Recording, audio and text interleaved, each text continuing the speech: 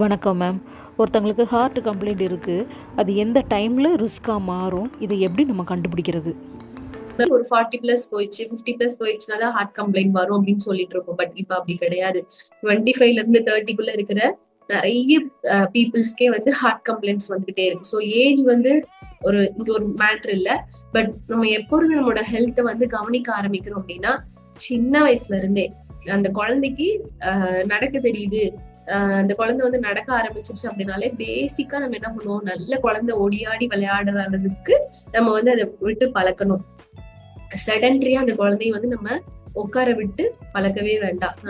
Mobile பாக்குறதுக்கோ, TV பாக்குறதுக்கோ, இல்ல video games விளையாடுறதுக்கோ, இல்லைன்னா உட்கார்ந்து ஒரு விஷயம் செஸ்ஸோ கேரம் போர்டு எல்லாமே கேம்ஸ் தான். பட் உட்கார்ந்து ரொம்ப நேரம் அதே விஷயத்த நம்மளால பண்ண முடியாது. கொஞ்சம் அது பேசிக்கா அந்த குழந்தைக்கு மினிமம் 1 hour ஆவது வெளியே விளையாட விடுறது, பிசிக்கலா ஓடி ஆடி விளையாட வைக்கிற வேலைகளை பார்க்கணும். ஸோ கண்டிப்பா அந்த குழந்தை ஒரு 12th படிக்கிற வரைக்கும் ஸ்போர்ட்ஸ்ல ஏதாவது ஒரு ஸ்போர்ட்ஸ்ல இன்வால்வ் பண்ணிக்கிட்டே இருக்கணும். அடுத்து காலேஜ் வந்த பிறகு பெருசா அந்த பிசிக்கல் ஆக்டிவிட்டிஸ்ல நம்ம இம்பார்ட்டன்ஸ் கொடுக்காம போயிருவோம். அடுத்து ஒர்க்கு, மேரேஜ், ஃபேமிலி லைஃப் அப்படின்னு போகும்போது என்ன ஆகும்னா, கம்ப்ளீட்டா அந்த பிசிக்கல் ஆக்டிவிட்டிக்கான இம்பார்ட்டன்ஸ் வந்து நம்ம மறந்துடுவோம். எல்லா ஸ்கூல்லயுமே ஒரு பீரியட் வந்து பிடி பீரியட் வைப்பாங்க. பட் காலேஜ் வந்த பிறகு அது இருக்காது. வேலைக்கு போற இடத்துல நம்மளால விளையாட முடியாது. வளர்ந்தாச்சு இப்ப என்ன விளையாடுறோம்னு சொல்லி யோசிப்போம். பட் பிசிக்கல் ஆக்டிவிட்டி ரொம்ப ரொம்ப ரொம்ப ரொம்ப முக்கியம். மினிமம் 30 நிமிஷமாவது ஒரு நாளைக்கு நம்ம உடம்பு வேர்க்கிற அளவுக்கு எக்ஸசைஸ் பண்றதோ, இல்ல ஏதாவது ஒரு கேம் விளையாடுறதோ, ஸ்விம்மிங் பண்றதோ, ஏதோ ஒரு ஆக்டிவிட்டி வந்து கண்டிப்பா இருக்கணும். அது ஒரு விஷயம். ரெண்டாவது, பிசிக்கல் ஆக்டிவிட்டி நம்ம எப்போ மிஸ் பண்றோமோ அப்ப என்ன ஆகும்னா, நம்மளோட ஹார்ட் வெயிட் அதிகமாக ஆரம்பிக்கும். வெயிட் அதிகமாகும் போது ஆட்டோமேட்டிக் என்ன ஆகும்னா, நம்ம ஹார்ட்டுக்கு அந்த வேலை பளுவை வந்து அதிகமா கொடுத்துக்கிட்டே இருக்கும். சோ இதெல்லாம் தான் ரிஸ்க் ஃபேக்டர். சோ இது போக வந்து நம்மளோட நான் சொன்ன மாதிரி லைஃப் ஸ்டைல், நம்ம வந்து உட்கார்ந்து பாக்குற மாதிரியான வேலையில இருக்கும். அதாவது காலையில இருந்து நைட் வரைக்கும் உட்கார்ந்துதான் இருக்கணும் அப்படின்னா, மினிமம் இடையிடையே கொஞ்ச நேரமாவது எந்திரிச்சு ஒரு சின்ன வாக் போயிட்டு வந்துட்டு மறுபடியும் அதுல உட்காந்துக்கலாம். ரெண்டாவது, நம்ம உட்கார்ந்துட்டு வேலை பாக்குறோம்.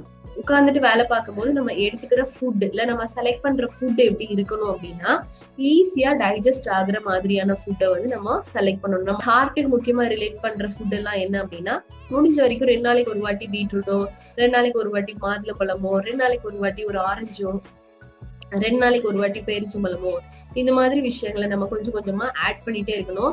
முக்கியமா கொலஸ்ட்ரால் ரிலேட்டடான ஃபுட் நமக்கே எல்லாருக்கும் தெரியும் எதுல எல்லாம் கொலஸ்ட்ரால் அதிகமா இருக்கும் அப்படின்ட்டு. முக்கியமா இந்த ஜங்க் ஃபுட்டு, பீஸா, பர்கரு, சிப்ஸ், எண்ணெயில பொரிச்சு ஐட்டம், சிக்கனோ, காலிஃபிளவரோ, ரோட்டுக்கடையில உள்ள விஷயங்களை கம்ப்ளீட்டா எண்ணெயில எது பொரிச்சு எடுக்கிறாங்களோ அதுல கண்டிப்பா கொலஸ்ட்ரால் இருக்கும், நம்ம எல்லாருக்குமே தெரியும். பட் எந்த ஃபுட்டு நம்மளோட பிசிக்கல் ஆக்டிவிட்டி இல்லாம நம்ம அதிகமா எடுத்துக்க ஆரம்பிக்கிறோமோ, எல்லா ஃபுட்டுமே நல்ல ஃபுட்டு தான். பட் நம்ம பிசிக்கல் ஆக்டிவிட்டி பண்ணாம சில விஷயங்களை நம்ம இன்டேக் பண்ணும் போது அது என்ன ஆகும்னா, ஹார்ட்டுக்கு அது தெரியாது இது ஹெல்த்தியா அன்ஹெல்த்தியா அப்படின்ட்டு.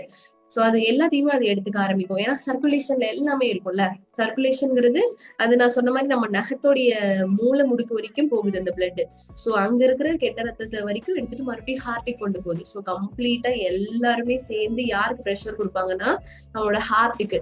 சோ அப்ப அந்த ஹார்ட்டுக்கு நம்ம சைட்ல இருந்து கொஞ்சம் அந்த வேலை பளுவை குறைக்கிறதுக்கு ஒரு வழிதான் நம்ம செலக்ட் பண்ற ஃபுட்டு. ரெண்டாவது, நம்மளுடைய பழக்க வழக்கங்கள். பழக்க வழக்கத்துல என்னன்னா, ஸ்மோக்கிங் இல்லாம, ஆல்கஹால் இல்லாம, ரொம்ப நேரம் உட்கார்ந்துட்டு இருக்காம, கொஞ்சம் பிசிக்கல் ஆக்டிவிட்டி பண்ணிக்கிட்டு, முக்கியமா தூங்குறது. நம்ம தூங்கும் போது நம்மளோட உடம்புல இருக்க எல்லா ஆர்கன்ஸும் ரெஸ்ட் எடுத்துட்டு இருக்கோம், எக்ஸப்ட் நம்மளோட பிரெயின், நம்மளோட ஹார்ட். ஈவன் நம்ம தூங்கும் போது கூட நம்மளோட ஹார்ட் வந்து வேலை பார்த்துட்டு தான் இருக்குது. ஆனா கொஞ்சம் நிதானமா வேலை பார்க்கும். அந்த டைம்ல பிபி கொஞ்சம் கம்மியாகும், ஹார்ட் ரேட் கொஞ்சம் கம்மியாகும். ஒரு நிமிஷத்துக்கு 72 டைம் துடிச்சிட்டு இருந்த ஹார்ட் நம்ம தூங்கிட்டு இருக்கும் போது 50, 40 வரைக்கும் துடிக்கும். அந்த அளவுக்கு ரிலாக்ஸ் ஆக ஆரம்பிக்கும். அந்த ரிலாக்ஸேஷனை அந்த ஹார்ட்டுக்கு நம்ம முக்கியமா கொடுக்கணும். எப்போ அப்படின்னா, நம்ம தூங்கும் போது. தூங்க வேண்டிய டைம்ல கரெக்டா தூங்காம நைட் ஒரு வேளை லேட்டா தூங்குறோம், காலையில சீக்கிரம் முழிச்சுக்கிறோம், இல்ல பகல்ல தூங்குறோம் அப்படின்னா ஹார்ட்டுக்கு அதுவும் தெரியாது. இவங்க இப்ப தூங்கிட்டு இருக்காங்களா, முழிச்சிட்டு இருக்காங்களா, நம்ம ரெஸ்ட் எடுக்கணுமா வேண்டாமான்னு தெரியாது. சோ கம்ப்ளீட்டா அது பாட்டுக்கு ஓடிக்கிட்டே இருக்கும் போது என்ன ஆகும்னா, வேலை பளு அதிகமாகும், ப்ரெஷர் அதிகமாகும், பேர்டன் அதிகமாகும். நம்ம அதை எப்படி ஃபீல் பண்ணோம்னா, எனக்கு நெஞ்சில ஒரு மாதிரி பாரமா இருக்கு, ரொம்ப மூச்சு விடுறதுக்கு சிரமமா இருக்கு, ஏதோ வெயிட் தூக்கி வச்ச மாதிரி இருக்கு நம்ம ஃபீல் பண்ணிட்டு இருக்கோம். எப்போனா அந்த ரூம்ல இருக்கிற அந்த பிளட் வெளியே போகாம இருக்கும்போது இந்த விஷயம் நடக்கும். ரைட். இந்த மாதிரியான மருத்துவ ஆலோசனைகளை நிறைய தெரிஞ்சுக்க இந்த நம்பருக்கு கால் பண்ணுங்க. லைக் பண்ணுங்க, ஷேர் பண்ணுங்க, கமெண்ட் பண்ணுங்க, சப்ஸ்கிரைப் பண்ணுங்க. தேங்க்யூ.